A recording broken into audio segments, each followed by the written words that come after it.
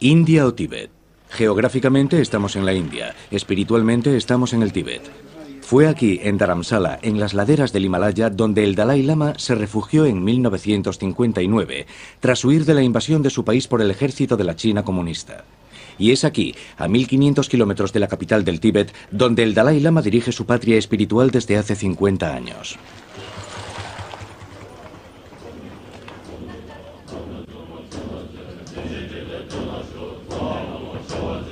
Dalai Lama, de una vida a la otra.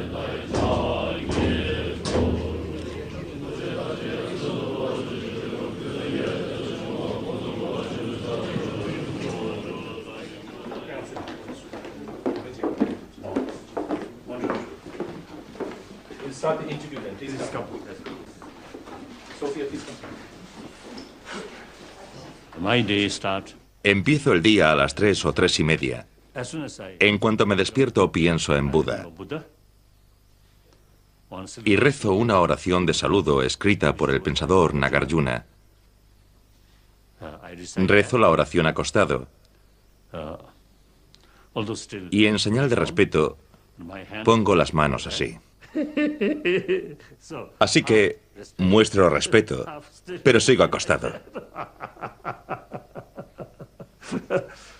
Como monje budista, en cuanto me despierto, trato de preparar mi mente. El resto del día mi espíritu debe ser más altruista, más compasivo. Y en mi vida cotidiana debo hacer algo útil para los demás. Luego hago algo de ejercicio físico. Camino un poco en la máquina. A las 5 desayuno, medito y rezo un poco más, hasta las 8 o las 9. Después suelo leer algunos periódicos, o a veces vengo aquí, si tengo alguna reunión. Luego,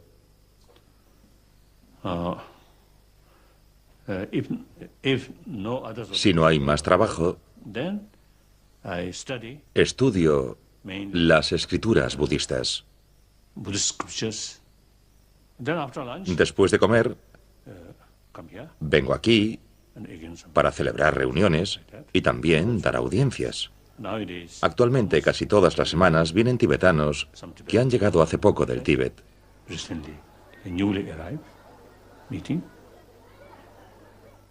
Luego, sobre las 5 o 5:30, tomo el té.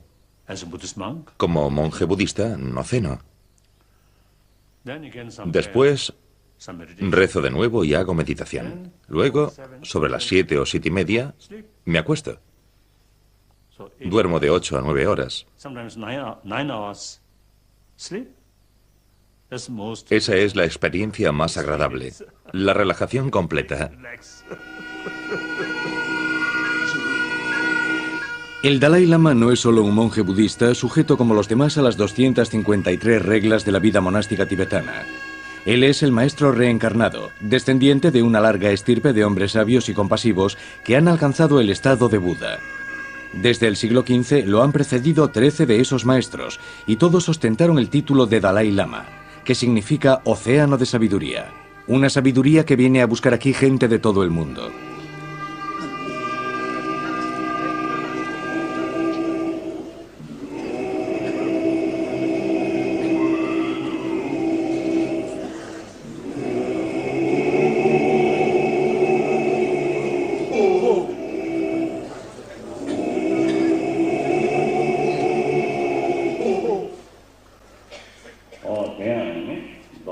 Acumulad todas las virtudes posibles. Dominad el espíritu, nos enseña Buda. La felicidad y el sufrimiento son fruto de causas y condiciones. Por tanto, si uno desea estar libre de sufrimiento, debe eliminar toda causa negativa, evitar cometer actos negativos. En cuanto a la felicidad, todos queremos ser felices. Si la felicidad es el fruto de la conducta virtuosa y el espíritu altruista, fomentemos eso para obtener la felicidad. Acumulad todas las virtudes posibles.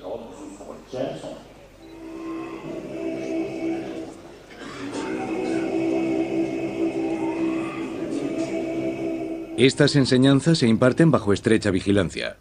Además de ser el líder espiritual, el Dalai Lama es el jefe del gobierno tibetano en el exilio y está bajo constante amenaza. Por respeto a este título, el gobierno indio le otorgó la protección dada a un jefe de Estado.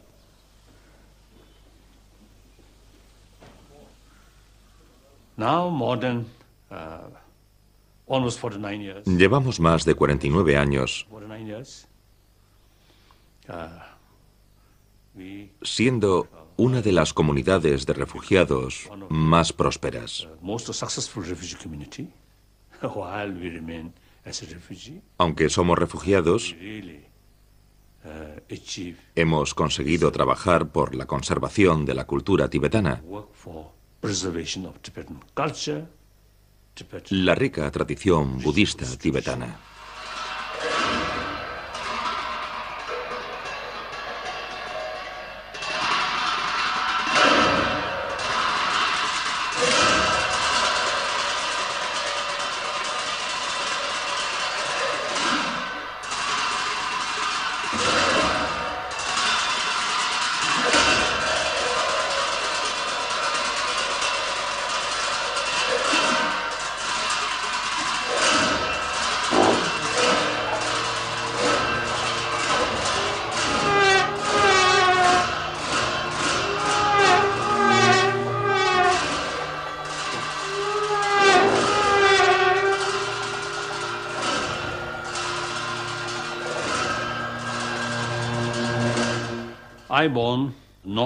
Nací en la parte noreste del Tíbet, en una zona muy remota. Como mi hermana mayor era la reencarnación de un lama del monasterio de Kumbum, las condiciones económicas de mi familia eran algo mejores. Sin embargo, nuestra aldea era muy pobre.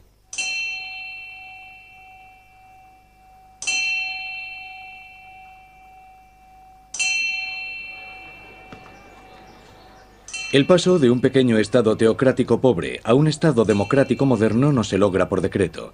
Es un proceso largo y difícil que los predecesores del Dalai Lama en el Potala habían iniciado ya con reformas intensas y la apertura del país al mundo exterior. Fue el Dalai Lama número 13, que murió en 1933, el que preparó el camino para su sucesor y también guió a la delegación de monjes encargados de identificar a su siguiente reencarnación.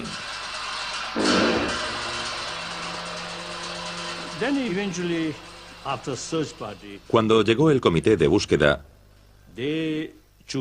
me eligió como candidato.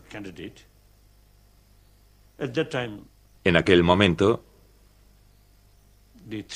había 3 candidatos de la misma zona, pero uno falleció, así que quedamos 2. Después de unas pruebas o investigaciones realizadas por el comité de búsqueda, yo fui quien lo hizo mejor. Y eso los convenció de que el pequeño Hamo Dondup era el que buscaban. El nuevo Dalai Lama deberá cumplir los 18 años antes de asumir sus responsabilidades. Hasta ese momento, sus regentes y preceptores lo someten a la rigurosa disciplina del noviciado. Es esa instrucción la que lo hace merecedor de sus títulos monásticos de vencedor preciado y gema que concede todos los deseos. Las autoridades tibetanas construyeron una casa para mi madre. Yo vivía aparte. Residía en el Norbulinka. Casi todos los días iba a casa de mi madre. Y también ella y mi padre venían a la casa del Dalai Lama. Así que permanecimos muy unidos. Es difícil imaginar todos los aspectos de la vida de una familia regulados por rituales y protocolos, pero en los palacios de verano e invierno los hermanos del Dalai Lama nunca están lejos. Todo el mundo tiene una familia y también hermanos. Yo soy el hermano menor del Dalai Lama y creo que es un privilegio. Mi madre visitaba muy a menudo a su santidad, por lo menos una vez al mes, tanto si él estaba en el Potala como en el Norbulinka. Así que desde que aprendí a andar, cuando tenía un año más o menos, cada vez que mi madre iba a ver a su santidad, me llevaba con ella. Recuerdo algunas de mis travesuras. Por ejemplo, en la casa del Dalai Lama no se cocina cerdo, ni huevos, ni pescado.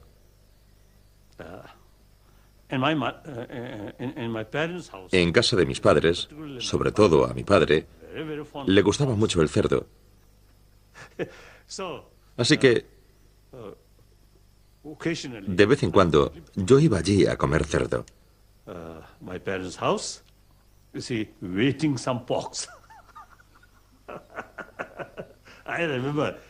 Me sentaba al lado de mi padre, al que le encantaba el cerdo, y yo era casi como un perro esperando a que mi padre me diese un trozo de cerdo. Y también huevos. A veces mi madre me hacía huevos solo para mí.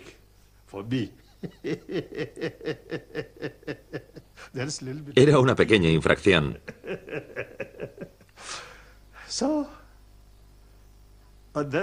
También recuerdo que de niño, a veces mi profesor me ponía cara seria y a veces me reñía.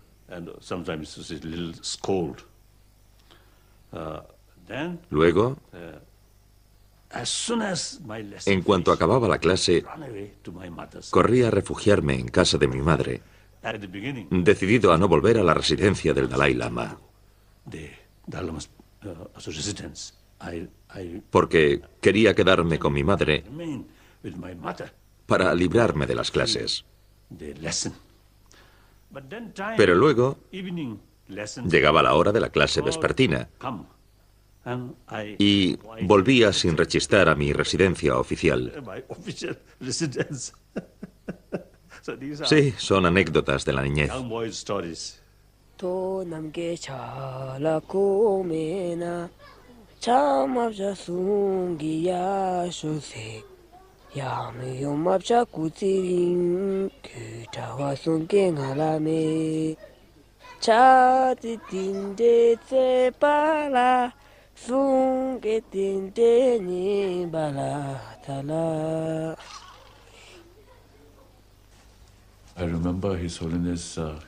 Recuerdo que su santidad jugaba conmigo. Recuerdo muy bien algo que ocurrió en el Norbulinka. Cuando mi madre visitaba a su santidad, acostumbrábamos a pasear por el jardín y su santidad me dejaba cogerme de su dedo y que paseara con él. Lo recuerdo muy bien. Además, allí hay un templo o santuario fuera que tiene un leopardo y un tigre disecados, y parecían tan reales que me asustaba mucho al verlos, y su santidad me decía que no me asustara porque estaban disecados.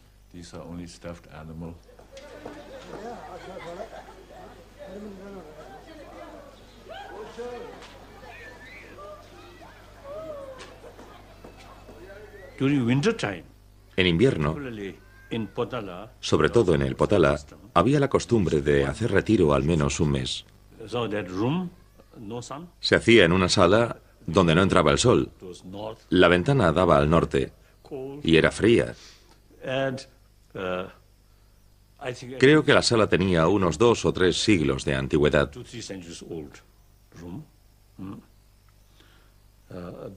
Y debido a las lámparas de grasa, la estancia parecía una cocina. estaba oscura por causa del humo.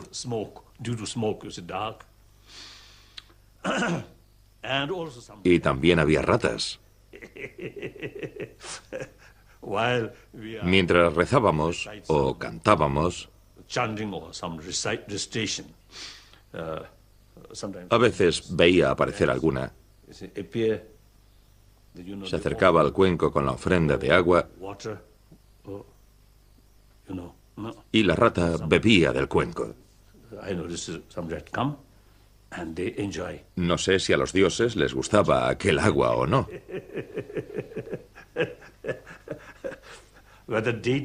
Pero no hay duda de que a las ratas sí.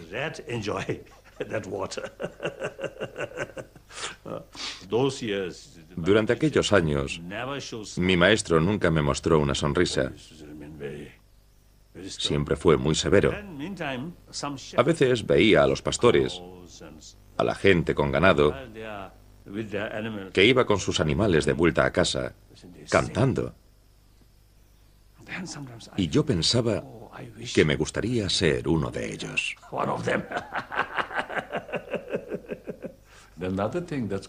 Otra anécdota graciosa ocurrió cuando yo tenía unos 6 años. Visitamos a su santidad en el Norbulinka y él estaba regando las flores con una manguera. De repente, sin darme tiempo a apartarme, él apuntó con la manguera hacia mí y me empapó por completo. Y para secarme, tuve que correr por el jardín en camiseta.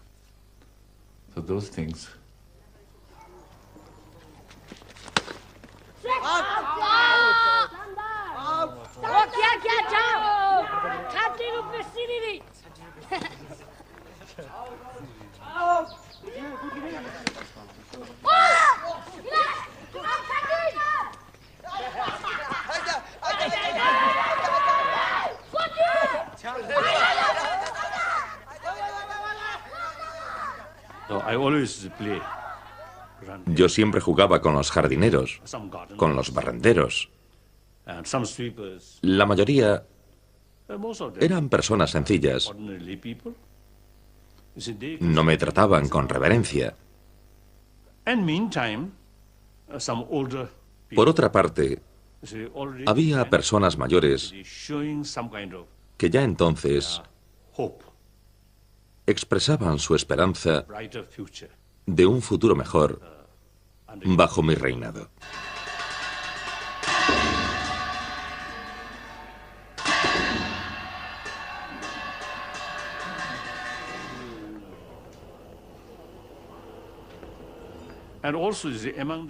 Además, entre los barrenderos mayores, había alguno que ya había estado al servicio del anterior Dalai Lama. Me contaron muchas anécdotas sobre su vida. Y aquello me ayudó a entender mi futura responsabilidad como Dalai Lama.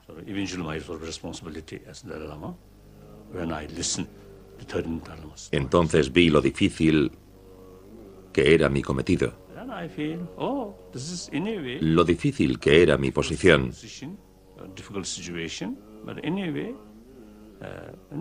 Pero cuando uno encuentra dificultades, es necesario enfrentarse a ellas. Así que como budista aprecio el valor de mis vidas pasadas. Las virtudes del buen karma, acumuladas en mis vidas pasadas, me han dado en esta vida muchas oportunidades de servir a los demás. Y también al Dharma de Buda. Así que el pensar en eso me da fuerza para poder continuar con mi cometido.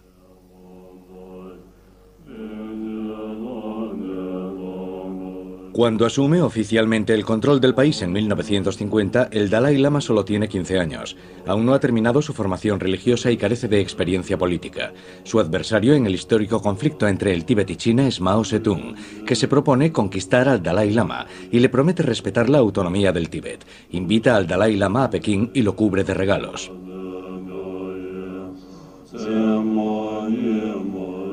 El Dalai Lama sueña con una síntesis entre el marxismo y el budismo, al menos de forma teórica, porque en la práctica el ejército chino se comporta como una fuerza de ocupación y construye carreteras nuevas que faciliten su penetración en el país. A lomos de caballos y en barcas de piel de yak, las 500 personas que acompañan al invitado de Mao emprenden la aventura del viaje hacia Pekín. En 1954 fui a China. Fue una gran oportunidad para ver un mundo diferente.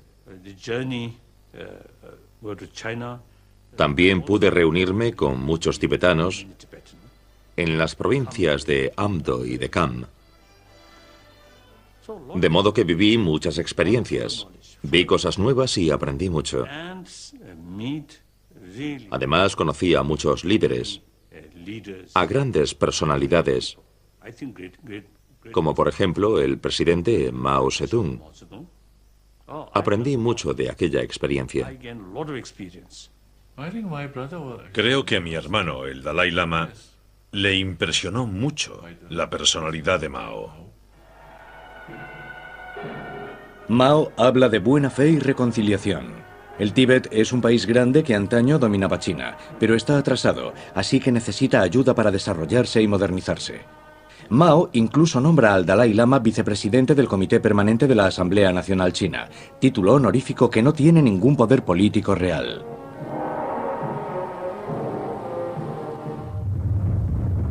En el Tíbet, la situación sigue empeorando.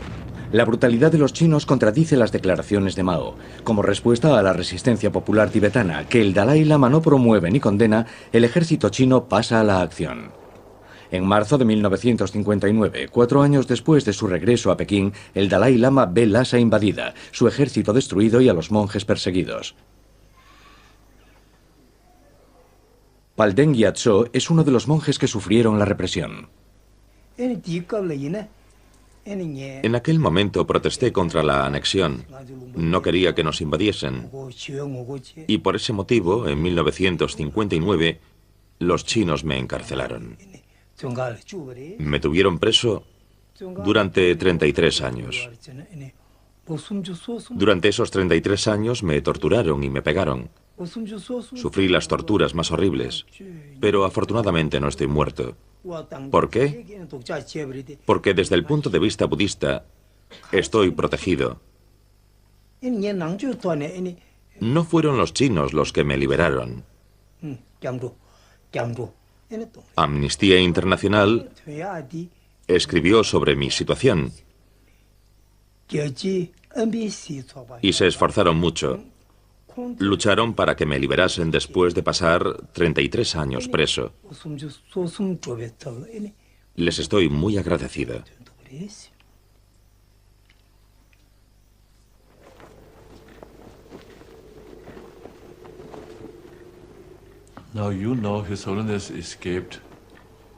El Dalai Lama escapó la noche del 17 de marzo de 1959. Esa noche, mi madre me dijo que me cambiara de ropa, porque teníamos que huir.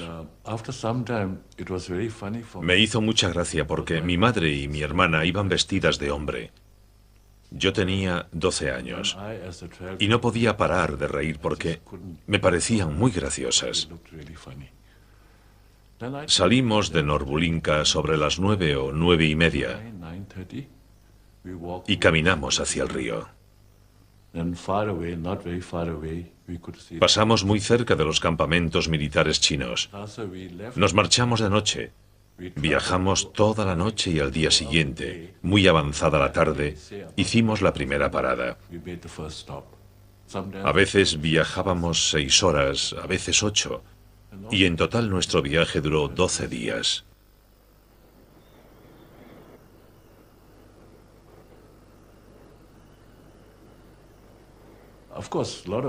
Por supuesto, muchos de nuestro grupo estaban tristes. Sufrieron muchas penurias, pero yo no sentía pena. No tenía que volver al monasterio a estudiar. Y todos mis seres queridos cercanos iban conmigo, así que no estaba triste. Recuerdo que, faltando poco para llegar a la frontera india, el Dalai Lama cayó enfermo. Estaba muy débil.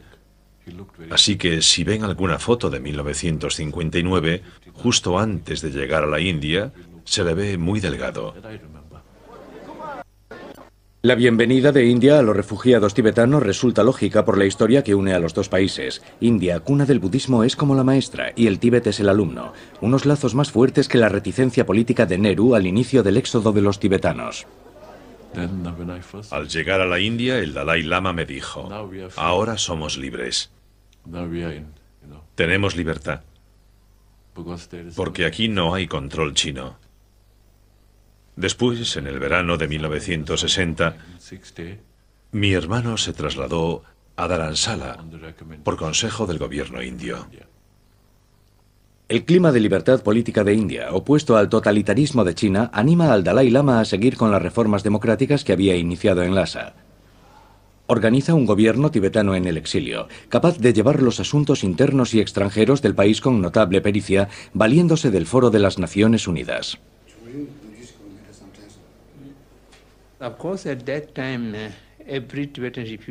En aquel momento, los refugiados tibetanos no creían que aquello se prolongase. Todos creíamos que en pocos años podríamos regresar al Tíbet. Solo el Dalai Lama tuvo visión a largo plazo. Se encargó de organizar las instituciones tibetanas, la reconstrucción de los monasterios y la creación de escuelas por si el exilio se prolongaba. Sin la capacidad de previsión a largo plazo del Dalai Lama, los refugiados tibetanos habrían tenido muchos más problemas. El problema de los refugiados es, desde luego, el más urgente. Desde la invasión de Lhasa y las matanzas de civiles, se calcula que murieron 80.000 personas entre 1959 y 1960. Los refugiados llegan a la India por millares. El gobierno indio hace lo que puede para acogerlos, multiplicando la distribución de alimentos, campamentos y los programas educativos. El otro problema es el político, que no puede resolverse solo con generosidad. Como asilado político, la cuestión política resulta clave mientras sigamos siendo una comunidad de refugiados. Así que aquí siempre me he considerado un portavoz libre del pueblo tibetano. Por tanto, a principios de los años 70, comprendimos que tarde o temprano tendríamos que hablar con el gobierno chino sobre el problema tibetano. Así que nuestra meta es tratar de hallar una solución equitativa para ambas partes. De modo que no buscamos la independencia, a pesar de los acontecimientos pasados. Lo único que nos interesa es el futuro.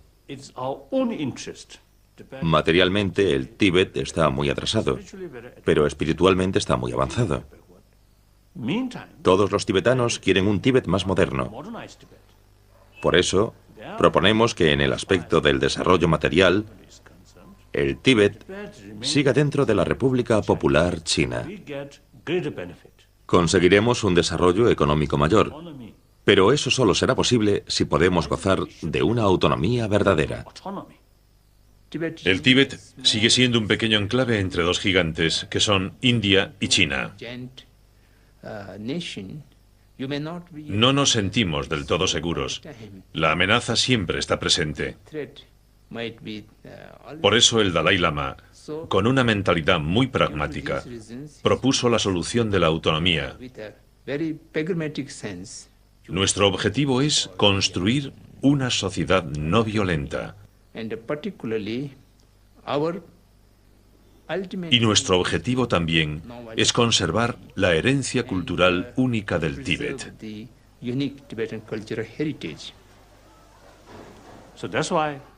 Por eso, siempre le decimos al gobierno chino que no buscamos la independencia, sino nuestro propio interés, pero debemos tener determinados derechos garantizados por la Constitución,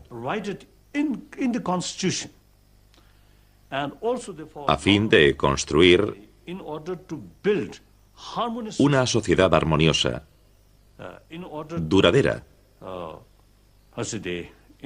De ese modo, China gozará de más respeto en el extranjero y la imagen de la República Popular China mejorará. Asimismo, la cultura china se enriquecerá al conservar la cultura tibetana, que es única. Y esto es algo que les interesa porque, después de todo, entre los chinos hay millones de budistas.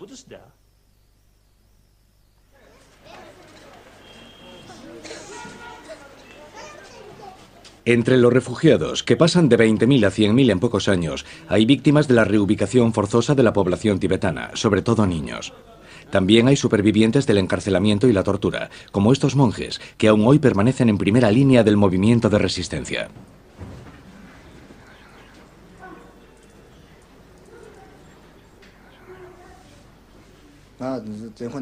Me detuvieron y encarcelaron porque, junto con otros 4 tibetanos, estábamos pegando carteles que decían «Larga vida al Dalai Lama, chinos fuera del Tíbet, Tíbet independiente».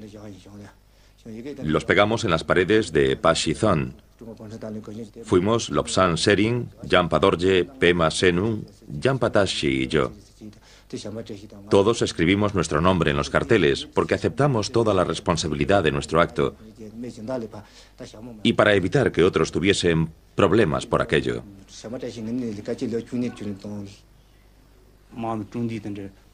Los soldados llamaron a otros soldados. Nos apuntaron con pistolas a la espalda. Nos ataron en parejas por las manos y las piernas. Nos colgaron boca abajo unos minutos. Y después nos metieron en celdas. Nos interrogaron individualmente, pegándonos en la cabeza y metiéndonos porras en la boca y en otros orificios. Nos golpearon los dedos con un martillo. Todo lo que hemos contado es cierto. Sangrábamos por la boca. Nos dejaban muy malheridos. Nos pegaban 2 o 3 veces al día. Nos torturaron tanto como si hubiésemos matado a sus padres. La pregunta es, ¿por qué nos hicieron eso? Ellos nos decían que éramos monjes y que la política no era asunto nuestro, no era asunto nuestro. Así que tenía que haber alguna organización que nos apoyase.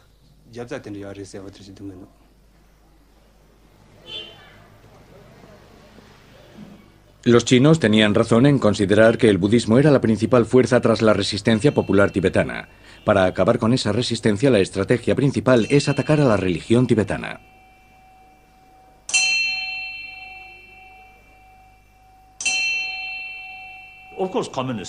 Por supuesto, los comunistas chinos siempre consideran que la religión es un veneno. Pero actualmente la forma más auténtica de la cultura tibetana, de su budismo y de la sabiduría budista tibetana está más viva fuera del Tíbet que dentro de él. Podríamos decir que, de forma deliberada o no, se está produciendo un genocidio cultural dentro del Tíbet,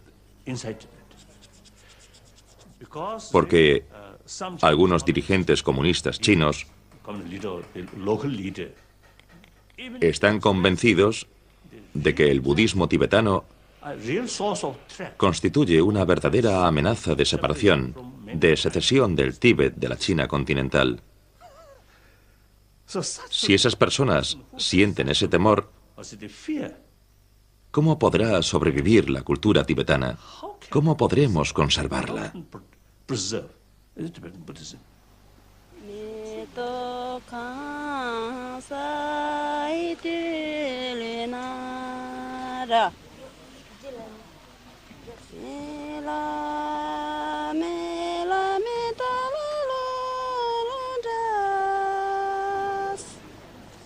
Si el budismo tibetano está en peligro dentro de las fronteras del Tíbet, su esperanza de supervivencia está fuera de esas fronteras, en el seno de la comunidad de refugiados y en los niños de la diáspora.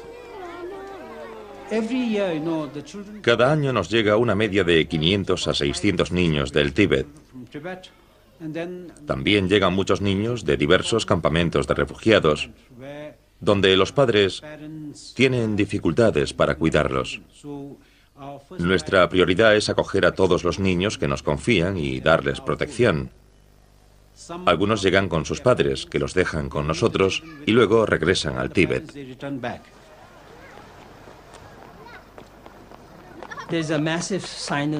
Hay una enorme sinización de los tibetanos y su cultura. En nuestra clase, si hay un alumno chino nuevo que quiere asistir a esa clase y no hay vacantes, un niño tibetano tendrá que dejarle el sitio al alumno chino y a menudo tiene que sentarse en el suelo o, por el contrario, abandonar la escuela.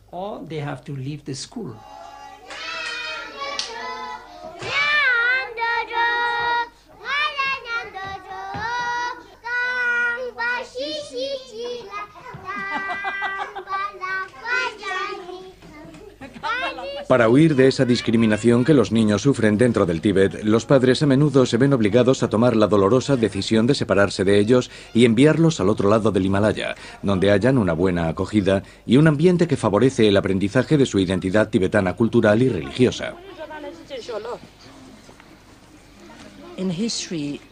En el pasado, en el Tíbet había monjas, pero no tenían un programa como el de los monjes.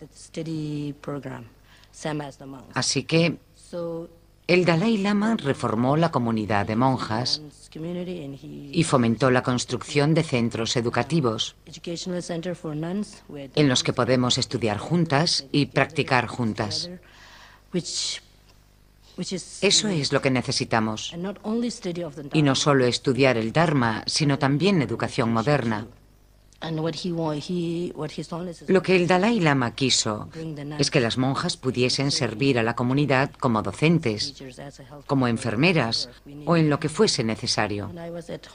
Cuando yo estaba en casa, a los 9 o 10 años, escuchaba las enseñanzas del Dalai Lama por la radio.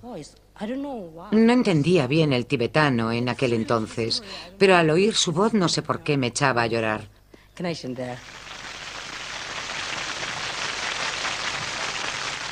En 1980, tras 20 años de exilio, una delegación del Dalai Lama al fin recibe permiso para visitar Lhasa.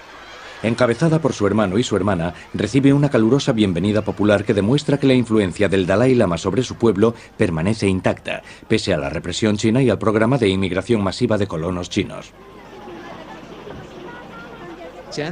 China teme muchísimo la influencia del Dalai Lama, y ese temor solo deriva de la negativa a hablar en serio con el Dalai Lama con objeto de buscar una solución al problema tibetano. Aparte de eso, no hay otro problema. Solo tienen miedo de la influencia del Dalai Lama. Y muchas veces han dicho que si el Dalai Lama regresa, tal vez el pueblo podría descontrolarse. El gobierno fascista autoritario teme a las multitudes, a que el pueblo se reúna.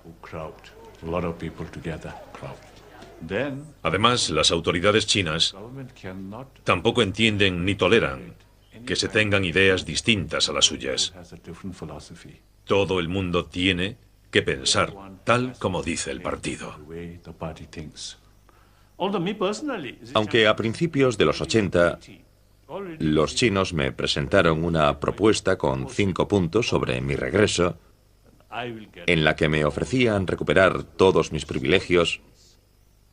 Les dije que no era lo que quería, sino el respeto a los derechos de 6 millones de tibetanos. Y mientras ese asunto no se resuelva, la cuestión de mi regreso no es importante.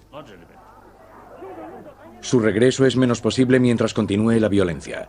En marzo de 1989, el 30º aniversario de la invasión de Lhasa por las tropas chinas, se reprimió con violencia a los manifestantes, cientos murieron y se aplicó la ley marcial. Para un soldado chino, matar a un tibetano no representa nada. Para ellos es como matar a una rata.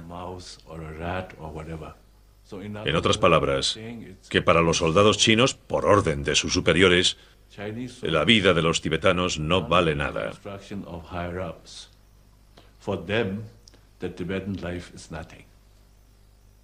Creo que ahí se ve bien el problema de la presencia de los chinos en el Tíbet. Para ello, los tibetanos no son nada. Hay que eliminarlos.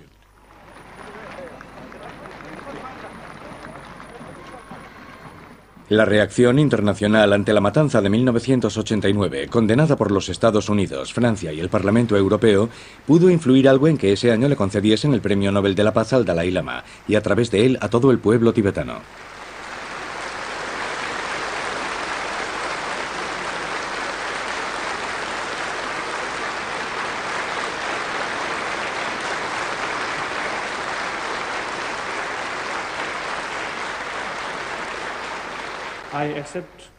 Acepto el premio Nobel con profunda gratitud en nombre de los 6 millones de tibetanos, mis valientes compatriotas que viven en el Tíbet y que han sufrido y continúan sufriendo tanto.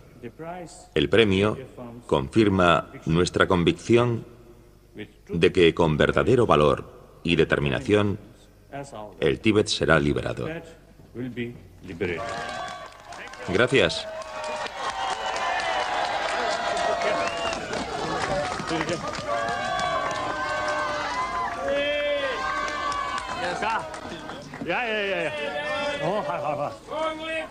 ¡Tíbet libre!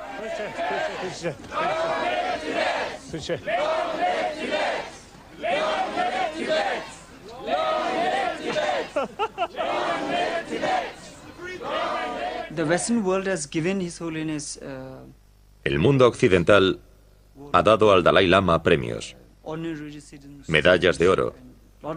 Lo han hecho ciudadano de honor de muchas ciudades.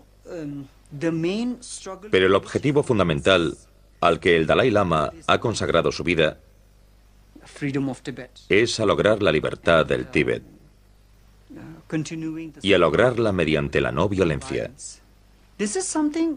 Y para ello necesita apoyo.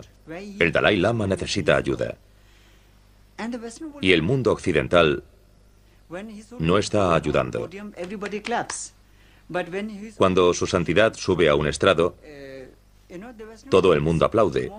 Pero cuando está luchando, a los occidentales les preocupan más los negocios, el dinero y la política. Así que todas esas medallas y galardones son como un chiste.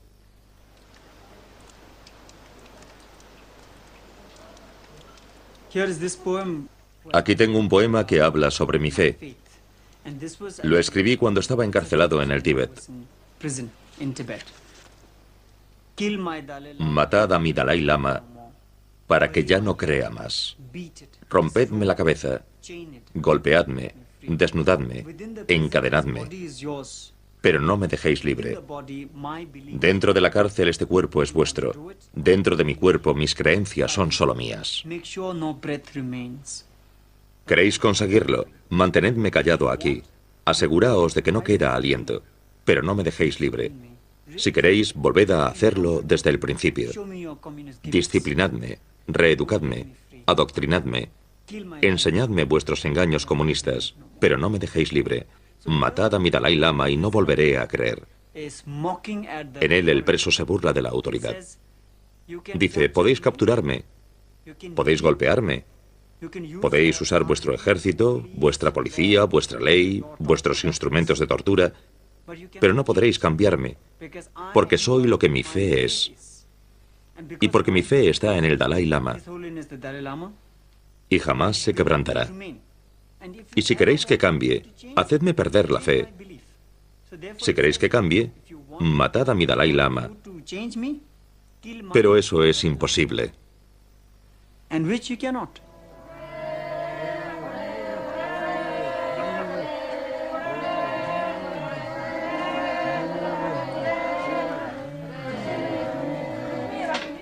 El Dalai Lama intenta recibir personalmente a todos los visitantes que se acercan a Dharamsala, como estos mongoles budistas que han venido para que los bendiga.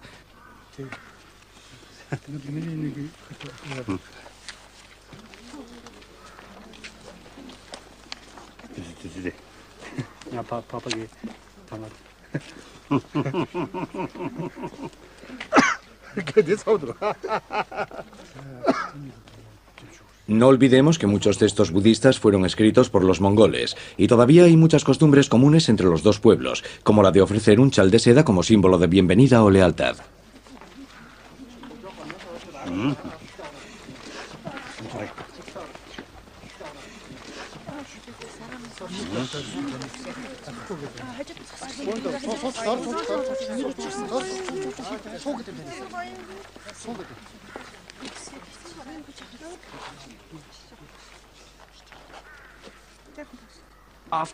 Cuando me reuní con el Dalai Lama, me sentí muy pequeño delante de él. Después de contarle todo lo que me pasó, no sabía qué más decirle.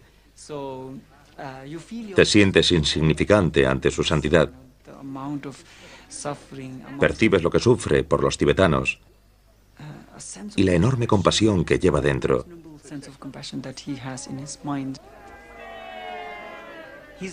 Él es como un faro, y ante la adversidad miramos hacia él y nos sentimos inspirados. Hoy el Dalai Lama tiene 72 años y naturalmente surge la cuestión de su sucesión, es decir, su reencarnación. Algunos occidentales sienten curiosidad por saber si el Dalai Lama puede reencarnarse en una mujer. Y sí, claro que es posible.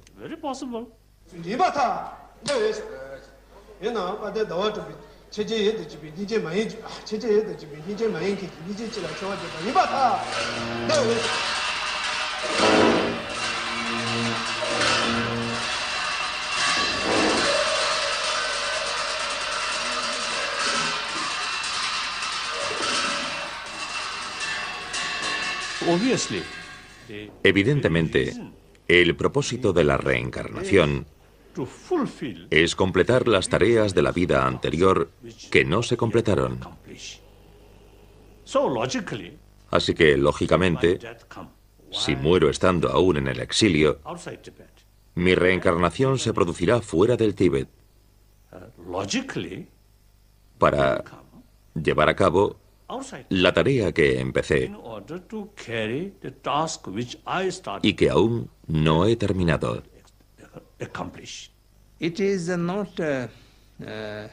No ha sido iniciativa de su santidad hablar de su sucesión, sino de los chinos. Les preocupa mucho el próximo Dalai Lama y quieren poder escogerlo ellos.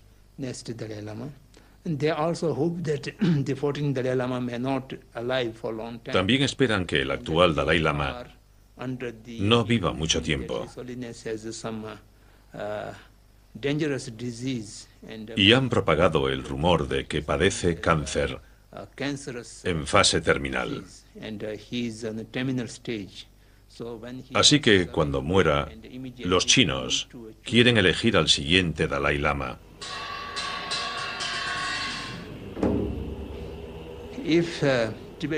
Si el problema del Tíbet no se resuelve y si el 14º Dalai Lama no logra regresar al Tíbet en vida, el pueblo tibetano debe decidir cómo se elegirá al 15º Dalai Lama, porque será un tema crucial.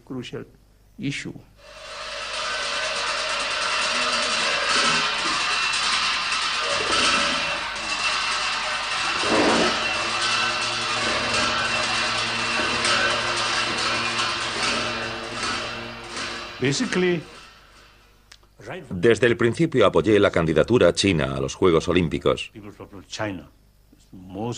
Es la nación más antigua, la más poblada del mundo, y merecía organizar unos Juegos Olímpicos.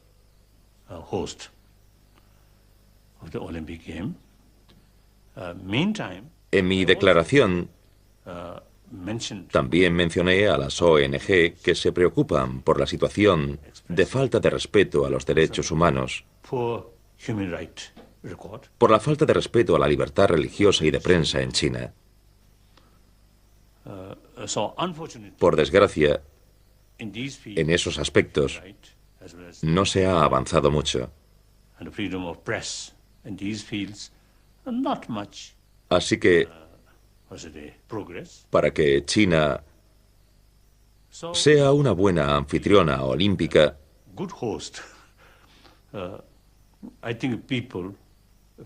el mundo libre debería recordar a las autoridades chinas que no deben descuidar esos temas.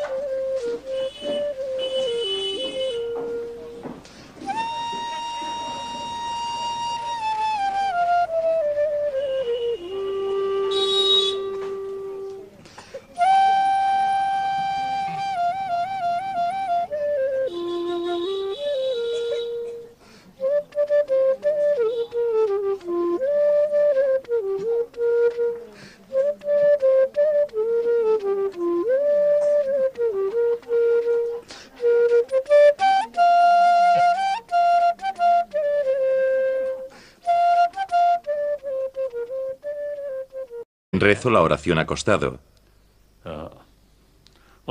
y en señal de respeto pongo las manos así. Así que muestro respeto, pero sigo acostado. Como monje budista, en cuanto me despierto, trato de preparar mi mente. El resto del día mi espíritu debe ser más altruista, más compasivo. Y en mi vida cotidiana debo hacer algo útil para los demás. Luego hago algo de ejercicio físico. Camino un poco en la máquina. A las 5 desayuno, medito y rezo un poco más, hasta las 8 o las 9. Después suelo leer algunos periódicos, o a veces vengo aquí, si tengo alguna reunión.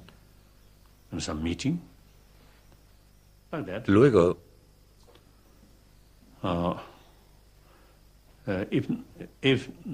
si no hay más trabajo, estudio las escrituras budistas. Una sabiduría que viene a buscar aquí gente de todo el mundo.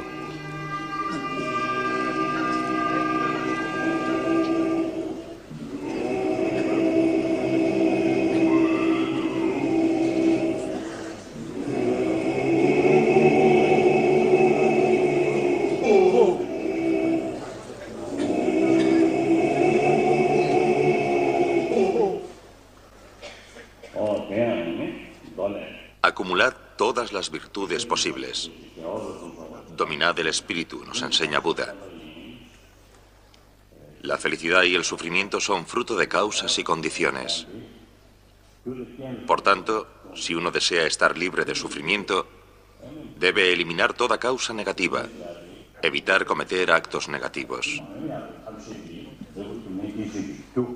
En cuanto a la felicidad, todos queremos ser felices. Si la felicidad es el fruto de la conducta virtuosa y el espíritu altruista, fomentemos eso para obtener la felicidad. Acumulad todas las virtudes posibles. Después de comer, vengo aquí para celebrar reuniones y también dar audiencias. Actualmente, casi todas las semanas vienen tibetanos que han llegado hace poco del Tíbet.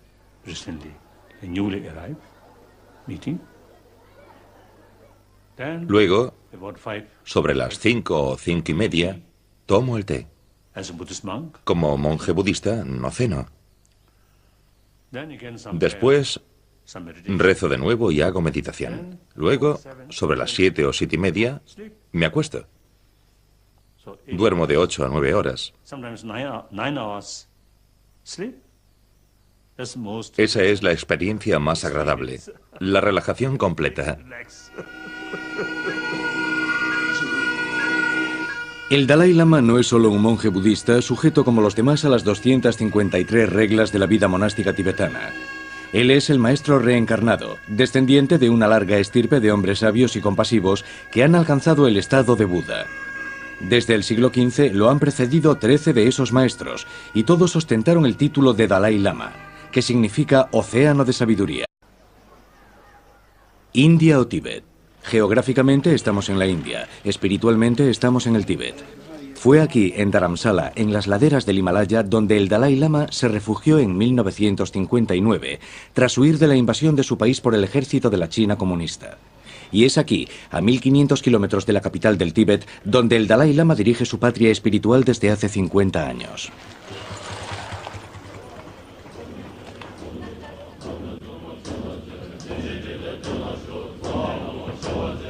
Dalai Lama, de una vida a la otra.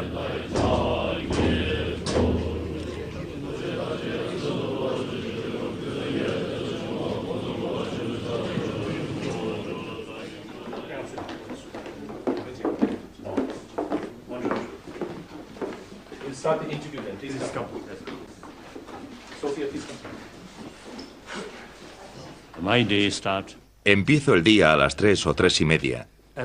En cuanto me despierto, pienso en Buda y rezo una oración de saludo escrita por el pensador Nagarjuna.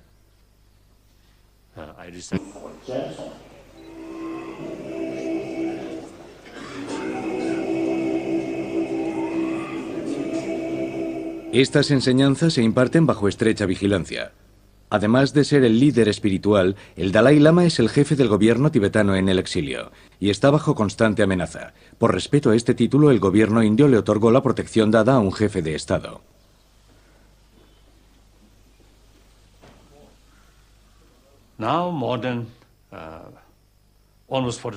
Llevamos más de 49 años siendo una de las comunidades de refugiados más prósperas. Aunque somos refugiados, hemos conseguido trabajar por la conservación de la cultura tibetana, la rica tradición budista tibetana.